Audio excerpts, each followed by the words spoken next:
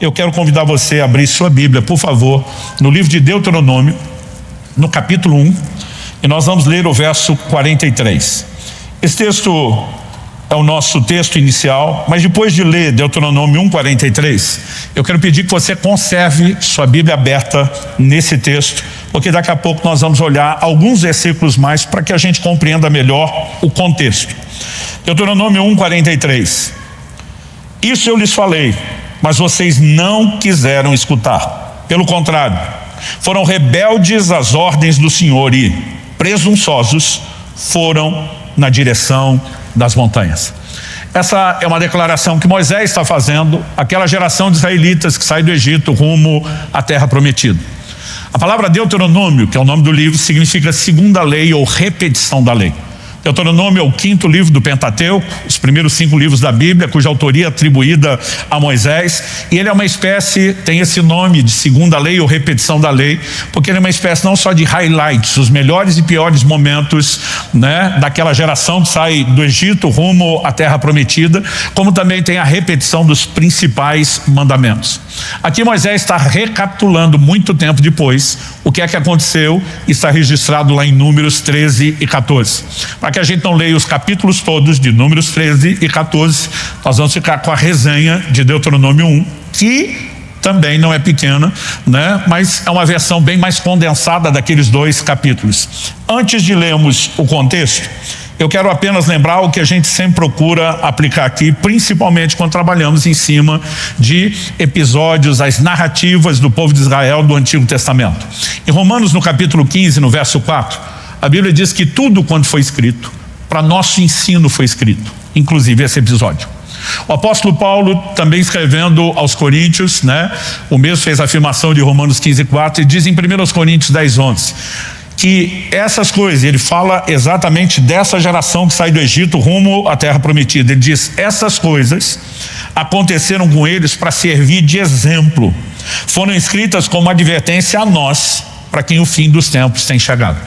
Né? Então, o entendimento de Paulo proposto aqui, por inspiração do Espírito Santo, é tudo que foi registrado a respeito desse povo é por causa de nós, tanto para nos servir de exemplo, e tem momentos que são bons exemplos, tem hora que são péssimos exemplos, né? Mas eles servem de advertência, ou seja, propõem uma orientação para nós de quem tem sido chegado o fim dos tempos, aqueles que já estão vivendo a revelação da nova aliança. Então, o que é que podemos aprender com isso? Eu quero dar ênfase a uma palavra no texto que nós lemos. Moisés diz, e presunçosos foram na direção das montanhas. E eu quero tomar exatamente essa palavra, presunçosos. A Bíblia não fala muito sobre isso, né? Mas o pouco que ela fala a respeito do assunto nos traz um entendimento claro e importante. O tema da minha mensagem hoje é: não confunda presunção com fé. São coisas distintas. Eu me lembro quando garoto de uma certa propaganda, né, que era muito conhecida, pelo menos gente da minha idade, né, que tinha uma frase que a gente repetia muito no dia a dia: parece, mas não é. E se você abrir um sorriso no rosto, tem pelo menos uns 45 anos de idade para lembrar disso. Então, muitas vezes a presunção, aos olhos de quem está olhando, pode parecer fé, mas não é. E nós vamos entender isso exatamente dentro do contexto. Então, se você puder, me acompanhe em Deuteronômio 1, só que nós vamos começar lá no verso 19, em vez de parar no 43 que nós lemos, nós vamos até o 45. O texto é um pouquinho maior do que aquilo que normalmente a gente lê numa pregação. Eu vou fazer algumas pausas e comentários, mas é importante que a gente entenda esse contexto. Moisés diz assim: então partimos de Horebe e caminhamos por todo aquele grande e terrível deserto que vocês viram, pelo caminho da região montanhosa dos amorreus, como o Senhor nosso Deus nos havia ordenado, e chegamos a Cades Barneia. Quando ele fala de Horebe, ele está falando desde o Sinai, travessia do deserto até chegar em Cades Barneia. Quando você vê o relato de Números, eles estão no limiar, na divisa para entrar na terra prometida. Uma promessa centenária de muitas gerações que finalmente estava para se concretizar. Então ele está relembrando aquele momento. Verso 20. Então eu lhes disse: vocês chegaram à região montanhosa dos amorreus que o Senhor nosso Deus nos dá. Eis que o Senhor seu Deus colocou essa terra diante de vocês. Vão e tomem posse dessa terra, como o Senhor, o Deus de seus pais, falou. Não tenham medo e não se assustem. Deixe-me fazer mais uma pausa antes de continuar a leitura. Quando ele diz, vão e tomem posse da terra, a terra era chamada, terra de Canaã, de terra prometida, porque era uma promessa que Deus faz aos patriarcas, a Abraão, a Isaac, a Jacó, e vai renovando isso às próximas gerações. Se era uma promessa de Deus, levá-los a um lugar de abundância, uma terra que manava leite e mel, incontestavelmente, por trás da promessa de Deus, nós temos a sinalização da sua vontade. Deus não prometeria algo que ele não quisesse. Então era desejo de Deus que aquela geração lá entrasse. Mas não basta apenas eu e você termos uma promessa de Deus. É necessário que nós cooperemos com Deus. E um dos elementos que envolve a fé é a apropriação. Então Moisés está dizendo para eles, vão e tomem posse. É uma promessa de Deus, haverá recursos divinos, vocês não variam sozinhos, mas não quer dizer que não tem que fazer nada. Ele não apenas os desafia a tomar posse, mas ele diz, não tenham medo, não se assustem, né? Ou seja, não cedam aos sentimentos e sim à fé. E essa é uma dinâmica que ela se aplica a nós até os dias de hoje.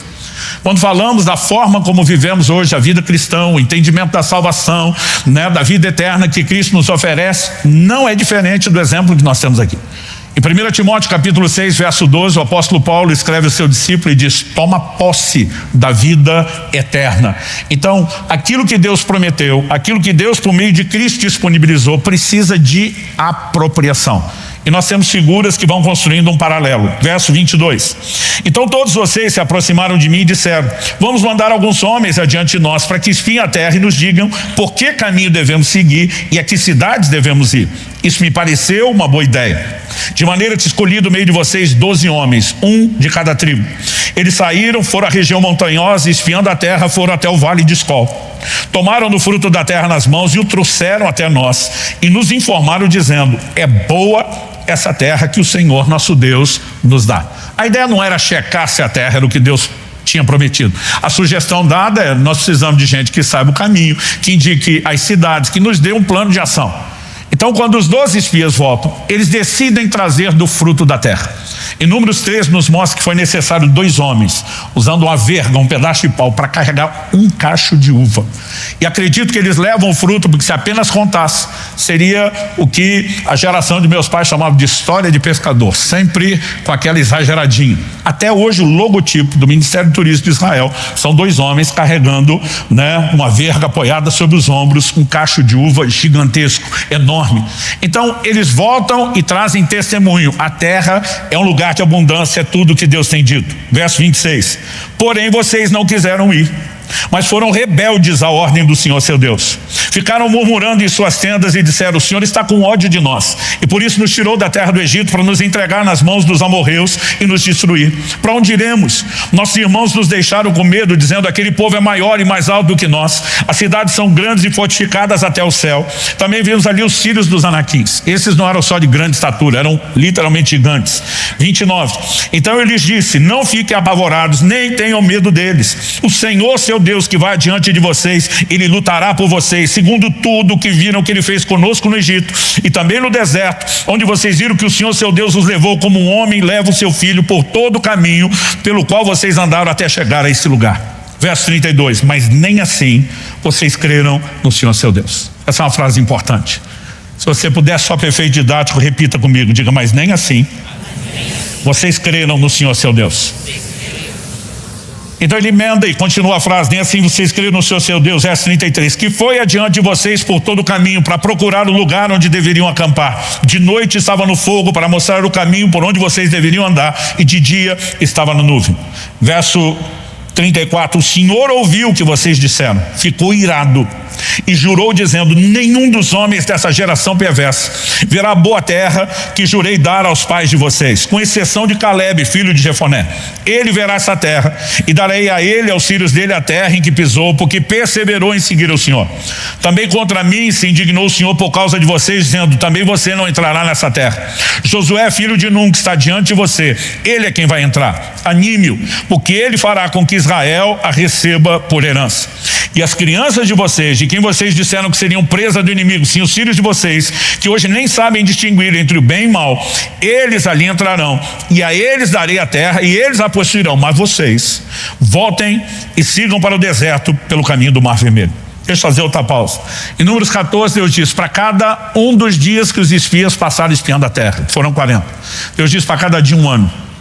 Então Deus diz, todo mundo dá meia volta, volta para o deserto, e vocês vão ficar 40 anos perambulando no deserto, fora da terra prometida, até que toda essa geração morra, e aí eu vou levar os filhos de vocês para lá, mas vocês vão ficar de fora. Quando eles ouvem a notícia, a consequência da rebeldia, da incredulidade, verso 41 diz, Moisés recapitulando, então vocês responderam, pecamos contra o Senhor, nós iremos e lutaremos segundo tudo que o Senhor nosso Deus nos ordenou. Vocês se armaram, cada um com seus instrumentos de guerra, e pensaram que seria fácil entrar na região montanhosa, mas o Senhor mandou que eu dissesse a vocês, não vão, nem comece a lutar, pois não estou no meio de vocês, e vocês serão derrotados pelos seus inimigos. Isso eu lhes falei, e esse é o texto que nós lemos no início, mas vocês não quiseram escutar, pelo contrário, foram rebeldes à ordem do Senhor e presunçosos foram na direção das montanhas. Os amorreus que habitavam naquela região montanhosa saíram contra vocês e os perseguiram como fazem as abelhas, e os derrotaram desde Seir até Horma. Vocês voltaram e foram se queixar diante do Senhor, porém o Senhor não lhes deu atenção e não inclinou os ouvidos a vocês.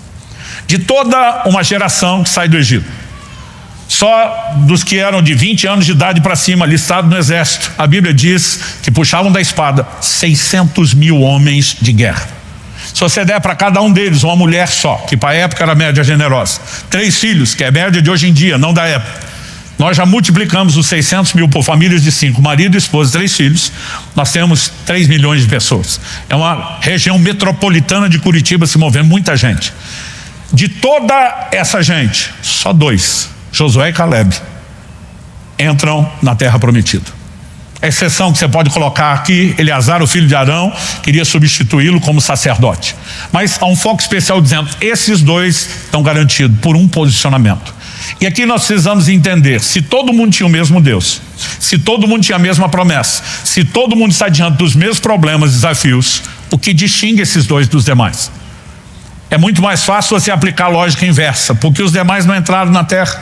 Hebreus capítulo 3, verso 19, resume isso em uma frase. Vemos que não puderam entrar por causa da incredulidade.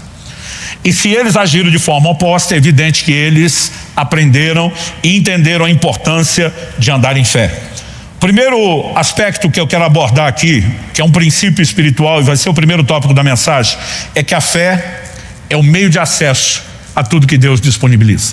Não importa se estamos falando das histórias do Antigo Testamento, na chamada, apelidada por nós de galeria dos heróis da fé de Hebreus 11, você vai ver que Noé, Abraão, todo mundo que viveu qualquer experiência de intervenção divina, cumprimento de promessa, foi pela fé, sempre foi a fé.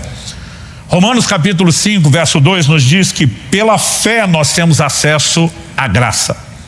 A graça, o lugar do depósito de Deus, de tudo aquilo que Ele disponibiliza e nos oferece, só pode ser acessado pela fé. É por isso que Efésios 2,8 diz, pela graça sois salvos mediante a fé. A salvação é a obra da graça, mas só é acessada por fé. Mas nós não somos apenas salvos por fé. Romanos 1,17 diz que o justo viverá da fé. Na verdade, uma citação de Abacuque, que vai ser repetida também no livro de Gálatas, na carta aos Hebreus. O justo vive de fé. Todo o nosso relacionamento com Deus é fundamentado na fé, que é incluído entre os primeiros rudimentos da doutrina de Cristo lá em Hebreus capítulo 6. Nós sabemos que toda a relação do homem com Deus depende de fé. Em Tiago, no capítulo 1, versos 6 e 7, a Escritura diz, peça porém com fé, não duvidando, porque o que duvida, não pense tal homem que receberá do Senhor coisa alguma. Sem fé ninguém vai acessar nada do que Deus tem, não vai acessar a graça, não recebe absolutamente nada da parte de Deus. Hebreus 11,6 diz que sem fé é impossível agradar a Deus. O texto ainda afirma que aquele que se aproxima de Deus deve crer 2 coisas. Primeiro, que Deus existe. Segundo, que Ele é galardoador, recompensador, ou leia-se, abençoador daqueles que o buscam. Então, quando a Bíblia diz sem fé é impossível agradar a Deus, eu, quando garoto, achava que Deus era altamente exigente. Na verdade, o que agrada a Deus é quando eu e você podemos entrar naquilo que é o plano e o propósito dele para a nossa vida. E nós não podemos acessar isso sem fé. Não se trata apenas de agradá-lo para preencher requisitos, é porque preenchendo os requisitos, nós podemos viver aquilo que ele, no seu amor, na sua bondade, tem para mim e para você. Ele ainda é o mesmo Deus que por meio do profeta Jeremias diz: eu é que sei os planos que tenho acerca de vós, são planos de bem, não de mal, para vos dar um futuro e uma esperança. Nós precisamos entender, isso é fundamento bíblico, né, da nossa doutrina. A fé é o meio de acesso a tudo aquilo que Deus disponibiliza. Algo que há muito tempo atrás ouvi do John Bevere, foi uma frase que resume muito dessa doutrina bíblica. Ele disse o seguinte: Deus não responde necessidades, Deus responde fé. Eu vejo crentes às vezes reclamando: poxa, pastor, eu estou com uma necessidade financeira e Deus não fez nada a respeito. Eu estou com um problema familiar e Deus não fez nada a respeito. Eu estou com uma certa situação e Deus não fez nada a respeito.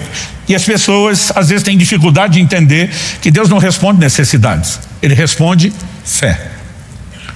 Qual a maior necessidade do ser humano? Salvação. A Bíblia diz: todos pecaram, destituídos estão da glória de Deus. Não há nenhum justo, nenhum sequer. Deus tem o desejo de salvar? Evidente. Ele não apenas disponibilizou toda a salvação por meio da obra de Cristo, como a Escritura afirma em 1 Timóteo 2,4, que Deus deseja que todos se salvem. Agora, basta Deus desejar, querer algo e o homem precisar para acontecer? Não, isso não acontece de forma automática ou espontânea. Para que o homem acesse aquilo que Deus deseja e disponibilizou e que ele também precisa, o ingrediente fé sempre será necessário. João 3,16 é o versículo da Bíblia mais conhecido no mundo todo. É uma declaração do próprio Jesus, que eu quero citar para você, mas quero citar junto com os versos 17 e 18, que nos ajudam a entender bem melhor o contexto. O 16 você deve saber de cor: porque Deus amou o mundo de tal maneira que deu seu Filho unigênito, para que todo aquele que nele crê não pereça, mas tenha a vida eterna. Aí Jesus continua e diz no verso 17: porque Deus enviou o seu Filho ao mundo não para que condenasse o mundo, mas para que o mundo fosse salvo por ele. E no verso 18 Cristo afirma: quem nele crê não é condenado, mas o que não crê já está condenado, porque não crê no nome do unigênito Filho de Deus. As pessoas não são salvas porque precisam, as pessoas não são salvas porque Deus providenciou salvação. É lógico que essas coisas estão dentro da equação, mas elas serão salvas se crerem. O verso 17 mostra que a razão pela qual Deus enviou Jesus não era para condenar o mundo. Aqui o texto não está dizendo que não tem condenação, mas que o propósito da vinda de Jesus é nos livrar da condenação. E diz: quem nele crê não é condenado, mas se não crê, já está condenado. Ou seja, Deus não quer que ninguém seja condenado, mas se não crê, já está debaixo de condenação. Não importa do que a gente fale, a fé é e sempre será o meio de acesso a tudo aquilo que Deus disponibiliza. Quem está entendendo, diga amém. Amém. Segundo tópico, segunda verdade que queremos trabalhar, é uma espécie de complemento, né? A incredulidade sabota a ação divina. Se a fé é o meio de acesso a tudo que Deus disponibiliza, a incredulidade nos impede de acessar, e até mesmo se já estamos acessando ou desfrutando, ela sabota aquilo que nós podemos classificar como ação divina. É importante que eu e você entendamos isso. Em Hebreus, no capítulo 6, no verso 12, a Bíblia diz que nós temos que nos tornar imitadores daqueles que pela fé e perseverança, algumas traduções usaram a expressão como paciência ou longanimidade, mas aqueles que pela fé e perseverança herdam as promessas. Você não vai experimentar algo apenas porque Deus prometeu. Há promessas que são incondicionais. A vinda do Senhor, o retorno de Cristo, por exemplo. Quer você acredite, quer não, quer esteja pronto, quer não, na hora certa Ele virá. Mas muitas, eu diria talvez a maioria das promessas, elas têm caráter condicional. É por isso que Paulo escreve a Timóteo e diz a seu discípulo, 1 Timóteo 1,18: de acordo com as profecias que foram ditas a teu respeito. O que é uma profecia? Uma palavra da parte de Deus. Se uma palavra profética é de fato inspirada pelo Espírito Santo, liberada da parte de Deus, é evidente que Deus quer fazer aquilo. Não há dificuldade de entender isso. Mas Paulo diz para Timóteo: não espere sentado. Ele diz: de acordo com as palavras que foram ditas a teu respeito, combate firmado nelas o bom combate. Traduzindo, cai para dentro, lute por isso, coopere com Deus. Se eu e você não interagirmos em fé, não adianta ter uma palavra de Deus. Você vai ver Deus orientando Abraão, por exemplo, Gênesis 18, 19: eu escolhi para que ele ordene a seus filhos, sua casa depois dele, que guardem o caminho do Senhor, que pratiquem a justiça e o juízo, para que o Senhor faça vir sobre Abraão o que tem falado a seu respeito. Deus fez uma promessa extraordinária sobre Abraão, que não era só interesse de Abraão, ter o filho ou a descendência que ele não podia ter. Em Gálatas 3:8, Paulo diz, a respeito da promessa de Deus fez a Abraão, que Deus pré-anunciou o evangelho a Abraão, ou seja, era do interesse de Deus que aquilo acontecesse. Mas o texto diz, para que o Senhor faça vir sobre Abraão que prometeu, Abraão tem que fazer a parte dele. Nós temos inúmeros exemplos bíblicos de que a maioria dessas promessas não tem cumprimento espontâneo nem automático. E eu e você precisamos de um posicionamento de fé. Eu citei antes que Hebreus capítulo 3, verso 19, resume o motivo pelo qual o povo não entrou na terra prometida. O texto diz, vemos que não puderam entrar por causa da sua incredulidade. Mas o curioso é que alguns versículos depois, Hebreus 3:19 é o último versículo do capítulo 3, mas quando você entra no início do capítulo 4 de Hebreus, a palavra de Deus nos mostra que a palavra de Deus não foi misturada com fé no coração daqueles que a ouviram. Ou seja, não adianta ter uma promessa de Deus que sinalize sua vontade, seu desejo. Se essa palavra não é recebida, misturada com fé, não haverá o ingrediente necessário para que Deus age. Então a incredulidade, a falta de fé, ela sabota a ação divina. Não significa que não aconteceu porque Deus não quis. Já vi muita gente dizendo, não, eu realmente orei por algo, mas Deus não quis. Eu pergunto, por que Deus não quer? Porque não aconteceu. Eu falei, o povo também não entrou na terra prometida, mas você não pode dizer que Deus não quis. Você pode entender que eles não cooperaram com Deus para que aquilo que Deus queria fazer acontecesse. Então, nós precisamos entender princípios espirituais. E quando eu falo de sabotar a ação divina, às vezes a gente só pensa em extremos. Ou quando a gente fala de quem crê, o cara crê para tudo, ou quando a gente fala do incrédulo, não crê para nada. A gente não para pensar que às vezes nós estamos transitando aqui no meio termo. E às vezes oscilando de um lado para o outro. Em Mateus, no capítulo 14, a Bíblia nos mostra que Jesus vai ao encontro dos discípulos andando sobre as águas. A Bíblia nos mostra que eles estavam de 9 a 11 horas, a conta que você faz das vigílias da noite, remando, e não conseguiram passar metade do mar. Na verdade é um grande lago, eles não tinham uma palavra no hebraico para um ajuntamento de águas tão grande que não fosse mar, até hoje é chamado de Mar da Galileia, mas água doce. Só a travessia de lado, que é a mais curta, 11 quilômetros. A Bíblia diz que depois, lá pela quarta vigília da noite, às 12 horas da noite era dividido em 4 vigílias. Das 6 às 9 a primeira, das 9 à meia-noite a segunda, da meia-noite às 3 a terceira. A Bíblia diz que Jesus apareceu na quarta vigília, entre 3 a 6 da manhã. Isso significa que eles já estavam de 9 a pelo menos 11 horas remando. E a Bíblia diz que eles estavam na metade do lago. A metade pode parecer só força de expressão. Mas o Evangelho de João dá a medida em estádios. Quando você faz o cálculo da distância do estádio, 5,5 km, ou seja, eles estavam literalmente na metade. No meio de uma tempestade, com aquela sensação de não vamos conseguir, tudo escuro. Ah, pastor, tem noite que tem lua e estrela, não quando tem tempestade. E no meio daquele escuridão, daquele breu, entre uma relampeada e outra, eles veem um vulto de uma pessoa que vem na direção deles andando sobre as águas. A Bíblia diz que eles começam a gritar um fantasma. E eu vejo crente criticando os discípulos. Eu falo, queria ver tu. Já ia ter crente hoje dizendo o sangue de Jesus tem poder. Alguns iam puxar o cruz credo de antigamente, ia dizer está amarrado em nome de Jesus. Ué, ninguém nunca andou sobre a água. Agora aparece a primeira vez vindo na direção deles. Agora, enquanto eles estão desesperados, gritando de medo, Jesus tenta acalmá-los e diz, sou eu, não tenho medo. Pedro, que falava pensando e pensava falando, tinha boca e cérebro conectado, ele na hora responde para Jesus, se és tu, manda-me ter contigo. E Jesus diz, vem. E quando Jesus diz vem, o doido Pedro vai. Ele anda sobre a água. Outro dia alguém falou, mas afundou. Eu falei, mas andou de novo. Ou você acha que voltou nadando depois? Pedro vive um milagre, é indiscutível isso. Aliás, tecnicamente, Pedro não andou sobre as águas, ele andou sobre a palavra de Jesus. E daqui a pouco nós vamos entender o peso que uma palavra de Deus tem para que possa haver fé e para que a gente viva o sobrenatural. Então, esse homem está vivendo o sobrenatural, mas daqui a pouco ele começa a dar lugar aos sentimentos. Fé e sentimentos não costumam combinar. Ou você é guiado por fé e não pelo sentido, ou guiado pelos sentidos e não pela fé. A Bíblia diz que ele presta atenção na força do vento, no tamanho das ondas. Eu não sei o que passou em detalhes na cabeça de Pedro, mas eu imagino uma conclusão mais ou menos assim: andar em cima d'água até vai, mas tinha que ser agora, no escuro, no meio de uma tempestade. Porque por mais que ele fosse em linha reta na direção de Jesus, eu imagino que o chão estava um pouco instável. Em algum momento ele cede ao medo. Quando cede ao medo, a Bíblia diz que ele começa a afundar. Não diz que ele sumiu para dentro da água de uma vez, tomou um caldo, como a gente diria, mas é evidente que ele percebe que ele está abortando o sobrenatural. No momento que ele percebe isso, ele simplesmente clama por socorro. E a Bíblia diz que Jesus o toma pela mão.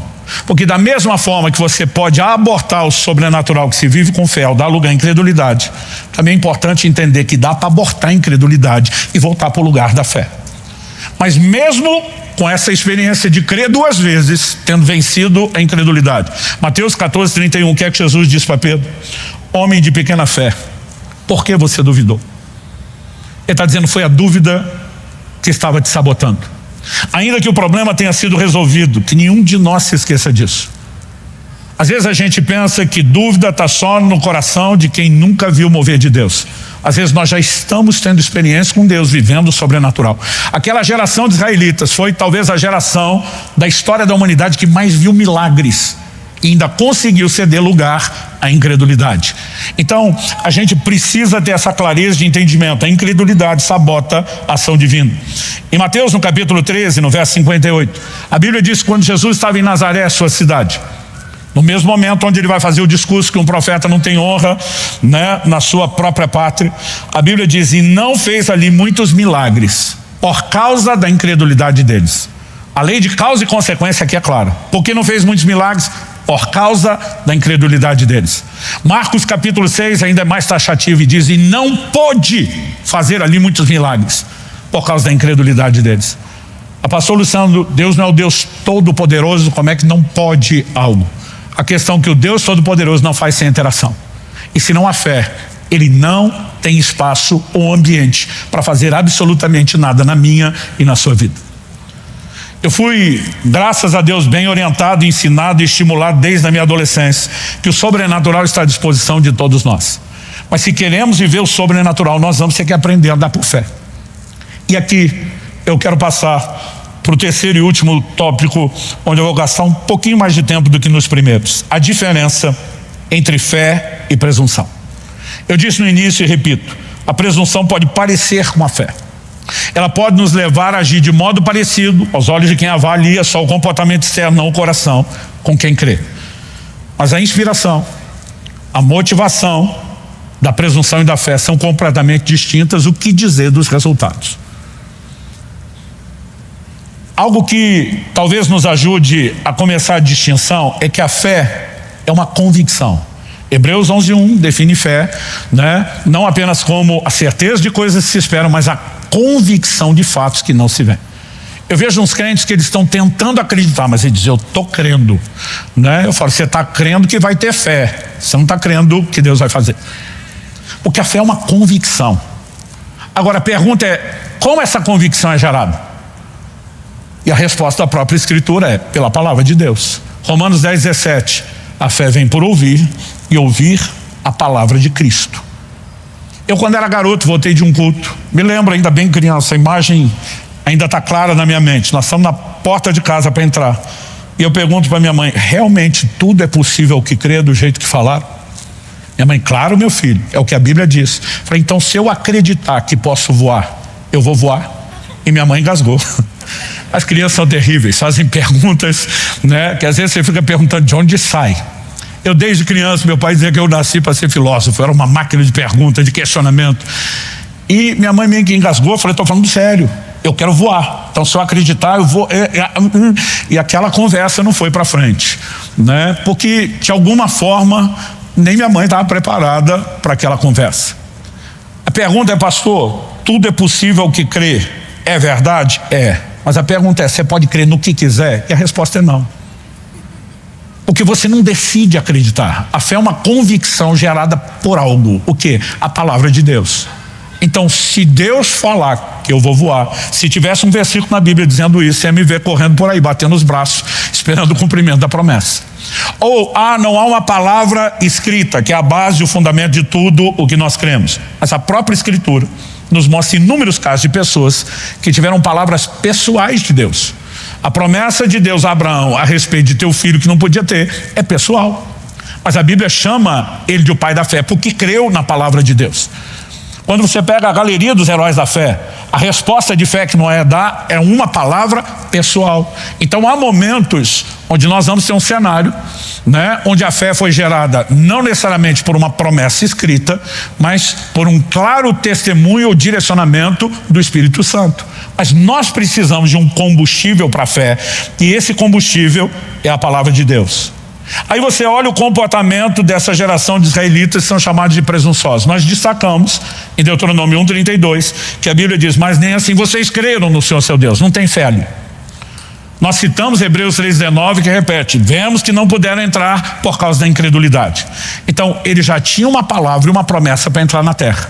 Eles acolheram aquela promessa e a palavra no coração? Não. A gente citou Hebreus 4, né, que diz que a palavra não foi misturada com fé no coração deles. Agora, quando Deus diz é para entrar, eles dizem: mas nós não queremos entrar porque nós estamos com medo. Quando Deus diz agora vocês não vão entrar, ele diz: agora nós queremos entrar. Nos dois cenários, o que você vê não é gente movida por uma palavra de Deus. Na hora que Deus manda eles entrarem, desobedecem e não crê. Na hora que Deus diz agora não vai, que eu não vou abençoar, não, agora nós vamos. Ou seja, eles não estão se movendo debaixo de uma palavra de Deus. Nos dois cenários eles estão se movendo por sentimentos. Por que primeiro a desobediência? Porque estão com medo. A terra é boa, é maravilhosa, mas seria muito a gente acreditar que uma terra tão boa estaria aí dando sopa, fácil, né, de ser conquistada. Então os espias disseram: a terra é boa, mas tem gigante. Eles habitam cidades fortificadas. As cidades fortificadas estão no alto dos montes. Ou seja, é bom, mas não é acessível. Então, pelo medo da guerra, que lhes parece impossível ser vencida, nós não vamos obedecer a Deus. Só que quando Deus dá a sentença e diz todo mundo para o deserto, 40 anos perambulando até que todo mundo morre e ninguém vai entrar. Agora eles têm mais medo da consequência anunciada por Deus do que o medo que eles tinham para guerrear. Então agora eles dizem: não, agora nós pecamos, nós vamos lutar. Deus disse: agora não vão mais. Isso não significa que Deus é bipolar ou do contra. Isso não significa que Deus está fazendo pirraça. Quando eu queria vocês não quiseram, agora que vocês querem também não querem. Mas é porque eles não têm o elemento necessário para acessar o que Deus tem. Eles não estão movendo debaixo de uma convicção gerada pela palavra. Eles de novo estão sendo guiados por sentimento. E sem fé você não acessa o que Deus disponibiliza e você ainda sabota o que Ele tem. Mas de novo Deus está falando e eles não dão ouvidos à palavra. Por quê? De novo eles estão sendo movidos por sentimento. Isso não é fé. Só quando eles dizem: não, nós vamos lutar, nós vamos acreditar no que Deus diz, parece fé. Eles falam como quem tem fé, eles se comportam como quem tem fé. Mas Moisés define isso com outro adjetivo: diz: vocês foram presunçosos. A presunção pode parecer fé, mas não é. Eu tenho visto muita gente fracassar em nome de algo que eles acreditam ser fé e tem todos os elementos da presunção. Porque você não inventa aquilo no qual você quer crer. Às vezes nós compartilhamos testemunhos que tente ajudar não só a ilustrar princípios que a gente ensina, mas levar as pessoas a acreditar. Nós podemos viver o sobrenatural. Mas volta e meia tem gente que me aborda e que conta alguma história de que ele tentou viver uma experiência parecida com a minha e que não conseguiu. Outro dia um falou: pastor, aquela história que o senhor contou de uma viagem que fez, não tinha dinheiro para pagar o último pedágio, né? E até hoje eu fico impressionado com isso. A gente realmente não tinha dinheiro, mas tinha uma palavra de Deus, e a palavra gera fé. Então eu saí com o Kelly, o Israel, né, era criança, era bebê. A gente sabia que quando chegasse o horário do último pedágio já estaria de noite, não teria como passar, não tinha para onde voltar, não tinha o que fazer. Mas o Espírito Santo falou: só me obedece, entra no carro e vai. E eu fui. Quando estava chegando perto, a cabeça fica pensando: como é que vai ser? Eu falei: amor, talvez a gente tenha o recurso e nem saiba. Talvez a gente está meio que nem H, só precisa ver a fonte que está aberta. Eu falei: dá uma revirada na sua bolsa, que bolsa de mulher é cheio de surpresa. Vai que tem um dinheiro aí que a gente não sabe. Ela revirou e disse: não tem nada. Eu falei: me ajuda a olhar o carro, desde o porta-luva até o chão, vai que tem moeda por aí. Ela, enquanto nós estamos viajando, revirou o carro. Eu falei: nós vamos ter que depender de Deus. Ela: como é que vai ser? Eu falei: até lá a gente descobre.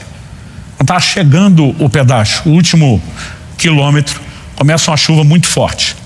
A chuva vai ficando cada vez mais forte e daqui a pouco, eu não sei se já estava isso antes ou começou naquele momento, mas a gente entra numa fase, a reta final, ali entre 500 a 200 metros do pedágio, começa a chover granizo. Mas não estamos falando de pedra pequena. Todos os carros foram acendendo o pisca-alerta, encostando no acostamento, encostando no acostamento, né? E eu, no meio de toda aquela turma, aproveitei, ligo o pisca-alerta, encosto também. Não tinha como passar o pedágio, mas pelo menos agora não era o único carro parado esperando, né? E eu estou imaginando o que é que vai ser. A chuva de granizo estava tão forte que eu lembro que eu e minha esposa, a gente alternava segurando o vidro, com medo de quebrar o para-brisa, a gente fazendo a pressão inversa. A gente está distraído com aquilo tudo, com aquele barulho, mas daqui a pouco alguém está batendo tão forte no vidro do meu lado, do motorista, a ponto de eu ouvir aquilo mais do que o barulho das pedras. Eu olho uma pessoa em pé do lado de fora, o homem segurando um calhamaço enorme de jornal para proteger a cabeça e o corpo daquelas pedras, batendo no vidro. Abri só um pouquinho, porque começou a entrar as pedras de gelo dentro do carro. E a hora que eu abro tentando entender o que está acontecendo, o que esse cara quer falar, ele diz assim: faltou dinheiro para o pedágio? E ele, sem que eu responda nada, nem diga o valor, me dá exatamente o valor que faltava para a gente pagar. E esse cara volta correndo em direção à administração do prédio. Eu falei, se eu tivesse parado sozinho, ele poderia deduzir isso. Mas tem uma fila de carro, eu estou lá no meio em algum lugar. Ele vem só no meu, faz a pergunta do único motivo que era o nosso, entrega o valor exato e some. Quando chegar no céu, eu quero perguntar para Jesus, o que rolou aquele dia? Como é que isso aconteceu? E aí eu falando, dizendo, gente, nós podemos viver o sobrenatural. Compartilhei a história. Aí um outro dia falou, pastor, tentei viajar sem pagar o pedágio, mas não deu. Parece que Deus gosta mais do senhor do que de mim. O senhor disse que Deus não faz acepção de pessoa. Eu falei, amigo, a diferença entre eu e você é que eu tinha uma palavra de Deus para fazer isso. Você olha, meu carro hoje está instalado sem parar. Mas naquele momento eu não tinha condições, mas eu tinha uma palavra. A diferença entre eu e você é que eu fui movido por uma palavra, ela me gerou fé e a fé me levou à intervenção de Deus. Você tinha um forte desejo, um sentimento de aventura, uma vontade de ter experiência, sem nenhuma palavra. Isso não gera fé, isso é presunção. O pior é que esse tipo de gente depois diz, não, gente, cuidado com aquelas coisas que o Subirá está falando, porque não é bem assim, tá? Na prática não funciona. Normalmente, quem não tem essa experiência termina murmurando como aquele povo murmurou. Gente, o que você precisamos entender, de onde vem essa convicção? A fé se apoia no caráter de Deus. Um Deus que não pode mentir, um Deus que não pode falhar, um Deus para quem todas as coisas são possíveis. O apóstolo Paulo diz, eu sei em quem eu tenho crido. Observe que a frase não é eu sei no que. Eu e você não cremos em algo, não cremos numa coisa, nós cremos em alguém. E esse alguém está acima de qualquer suspeita. E quando ele fala, está falado. Quando você olha para Josué e Caleb, os únicos que entraram, é evidente o posicionamento de fé. Mas de onde vem a fé deles? De uma palavra. Números 14, 6-9, diz assim: e Josué, filho de Nun, e Caleb, filho de Jefoné, que eram daqueles que espiaram a terra, rasgaram suas roupas e falaram a toda a congregação dos filhos de Israel, dizendo: a terra pela qual passamos para espiar é terra muitíssimo boa. Se o Senhor se agradar de nós, então nos fará entrar, nos dará essa terra, que é uma terra que mana leite e mel. Então somente não sejam rebeldes contra o Senhor, não tenham medo do povo dessa terra, porque como pão os podemos devorar. A proteção que eles tinham se foi, o Senhor está conosco, não tenham medo deles. De onde sai essa convicção? De uma palavra de Deus, de uma geração inteira. Só 2 homens entraram, como eu disse antes, todo mundo tinha o mesmo Deus, a mesma promessa, os mesmos problemas. Mas o que esses 2 tinham que os outros não tinham? Uma atitude de fé, um posicionamento sobre a palavra de Deus. Isso os leva a experimentar o que Deus tem. Tem muita gente sabotando o que Deus tem para si por não agir da forma correta.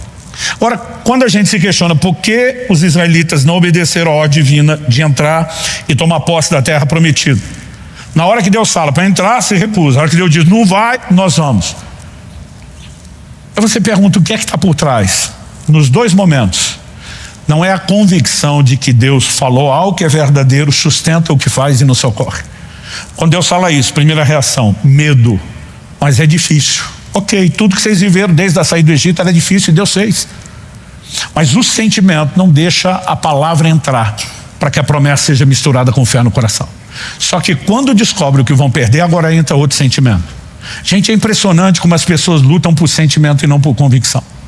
Eu tenho visto pessoas que estavam vivendo crises no casamento, na família, mas tinham palavras de uma intervenção de Deus, mas não se posicionavam. Um chegou até a cara de pau e dizia, se Deus falou, ele que faça.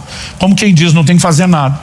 Mas quando o negócio rebenta e vê o que perdeu, aí quer lutar, aí quer agir como tinha que ter agido antes, aí quer dizer que crê, que ora, que jejua. Aí eu falo, mas você está se movendo na palavra, que na hora que você tinha, você não fez. Não fez por um sentimento. Agora eles estão com mais medo da consequência de morrer no deserto e não entrar na terra do que antes, mas continua sendo sentimento. Presunção, ela normalmente não está alicerçada na palavra de Deus. Eu tenho visto isso se repetir na vida de muita gente. E a fé, nós precisamos entender isso, ela independe de sentimentos. Abraão é chamado nas Escrituras de o pai da fé. Romanos 4, versos 11 e 12 diz que ele nos deixou pegadas de fé para que a gente siga o seu caminho, ou seja, ande na fé como ele andou. E aí quando você olha para o que o texto está dizendo, é uma referência não só a crer na promessa que Deus fez, mas a lidar com todos os desdobramentos dela. O homem tem 75 anos de idade, nunca pôde ter um filho, agora Deus faz uma promessa: eu vou te dar um filho. Ao longo do caminho, nós percebemos, Abraão vai ter que crescer, amadurecer. Em algum momento a coisa está demorando, ele, Sara, tenta dar um jeito, né? Vamos usar aqui um costume cultural: você pode ter um filho através de uma escrava minha. Quando gera Ismael, Deus diz: o filho que eu lhe prometi, quem dá sou eu. Isaac será o herdeiro da promessa que eu fiz e não Ismael. Eles continuam esperando e crendo, até que finalmente, 25 anos depois, o filho nasce. Agora o menino nasce, está crescendo. E Deus um belo dia, Gênesis 22 nos mostra isso. Deus diz para Abraão: pegue o teu filho, teu único filho, o filho a quem você ama. Às vezes estou lendo esse texto e falo para Deus: precisava isso tudo? Já não, na minha cabeça não tem nada tão difícil como Deus pedir a um pai o sacrifício de um filho. Mas tem que lembrar que é o único filho, o filho que você ama. A Bíblia diz que Abraão levantou alta madrugada, de pronto, não tem enrolação. Deus pediu, bora fazer. Pastor, mas o homem era um sangue de barata, não tinha coração. É o que a Bíblia diz. Hebreus capítulo 11, de 17 a 19 diz assim: pela fé, Abraão, quando posto à prova, ofereceu Isaac. Aquele que acolheu as promessas de Deus, acolher as promessas, a palavra entrou no coração, gerou fé. Aquele que acolheu as promessas de Deus estava a ponto de sacrificar seu filho, do qual havia sido dito pelo próprio Deus, o Deus das promessas: sua descendência virá por meio de Isaac. Abraão considerou que Deus era poderoso até para ressuscitar Isaac dentre os mortos, de onde também figuradamente o recebeu de volta. Qual é a fé de Abraão? Ela não depende de sentimentos, ela atropela sentimentos, ela exige que os sentimentos se alinhem. Gente, Deus não mente, Deus não se contradiz. Abraão simplesmente para e diz: Deus me prometeu que vai fazer algo glorioso e grandioso na terra pela minha descendência. Meu único descendente, ele está pedindo que eu ofereça sacrifício. Ele sabe o que faz. Com Deus não se discute. Só que Abraão, 3 dias antes de chegar no Monte Moriá, deixa os escravos que o acompanham e diz: espere aqui, eu e meu filho iremos, adoraremos e voltaremos, no plural. A Bíblia diz que ele cria que Deus o podia ressuscitar dentre os mortos. A fé, ela não depende de sentimento, ela exige que o sentimento se alinhe. Ele simplesmente diz: Deus não é maluco, Deus não é doido de prometer e não cumprir. Ele é fiel, ele honra a sua palavra, ele não pode mentir. O que ele vai fazer é problema dele. Eu obedeço, continuo confiando. O que ele falou vai se cumprir, ponto final. Sabe, quando você olha a fé, ela é sempre uma convicção, mas não é apoiada em sentimentos. A presunção é a substituição da fé. Normalmente é gerada pela palavra de Deus. Mas essa substituição, essa fake fé, que parece, mas não é, ela na verdade, ela acaba presumindo que Deus fará alguma coisa que ele não prometeu. Quando você vai sem direção clara, como esses israelitas fizeram, isso é presunção.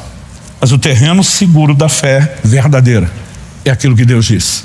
Se eu e você soubermos nos posicionar em relação a isso, nós vamos ver muito mais da ação divina, da manifestação do poder de Deus nas nossas vidas. Há mais para mim e para você.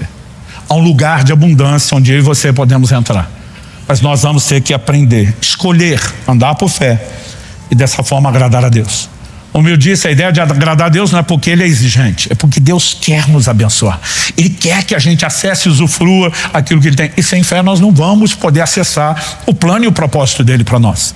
Mas não é apenas escolher fazer isso. Eu e você vamos ter que alimentar a fé. E para isso nós temos que gastar tempo com a palavra de Deus, que é o alimento da fé. E não apenas isso, precisamos desenvolver uma vida de comunhão, intimidade, relacionamento e sensibilidade ao Espírito Santo, para momentos onde teremos palavras de ordem pessoal. Isso também tem o poder de produzir fé no nosso coração, porque fé não se inventa, não se fabrica, se recebe sempre por uma palavra de Deus. E quando isso acontecer, alinhe suas emoções com a fé e não a sua fé com as emoções. Se você alinhar as emoções com aquilo que você está acreditando, isso é fé. Se você alinha o que acredita às suas emoções, isso é presunção. A presunção sabota. A fé nos leva a viver o poder de Deus. Jesus foi claro com as irmãs de Lázaro. Ele está decidido a operar um milagre, mas ele diz para uma delas: se creres, verás a glória de Deus. Condicional, é claro, se creres. E se não crer, deu ruim, perdeu. Mas eu e você podemos entrar no lugar de nos alinharmos à voz, à vontade de Deus e cumprirmos o plano e o propósito de Deus. Você recebe essa palavra? Pode dizer amém.